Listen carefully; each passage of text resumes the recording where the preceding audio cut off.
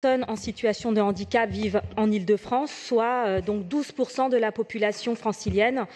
Et à ce titre, rappelez également que sur les 303 stations de métro parisienne, seules 15 sont accessibles aux personnes à mobilité réduite, soit environ 3%, ce qui est vraiment très peu.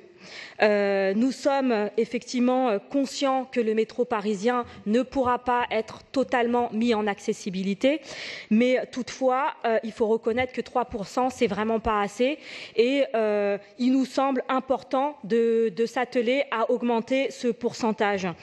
Effectivement, nous avons appris en fait que la RATP a effectué une étude, plusieurs études entre 2012 et 2014 sur la mise en accessibilité du métro parisien et ces études n'ont jamais été publiées.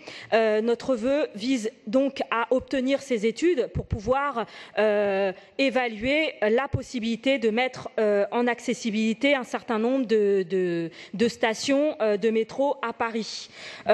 Effectivement, il serait également important de mettre à jour ces études.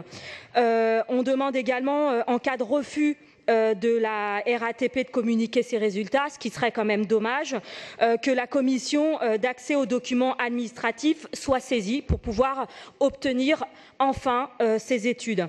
Et pour finir, nous demandons également qu'un groupe de travail associant la ville de Paris, la RATP, la région, la métropole du Grand Paris, le ministère de la Transition écologique, entre autres, soit mis en place dans les plus brefs délais afin de déterminer, à partir des résultats de ces études, la faisabilité des travaux visant à rendre accessibles toutes les stations du métro parisien qui peuvent l'être.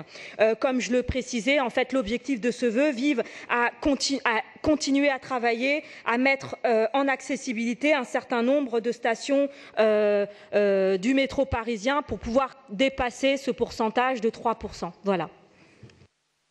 Merci. Pour vous répondre, Nicolas Nordmann. Madame la maire, chers collègues, merci.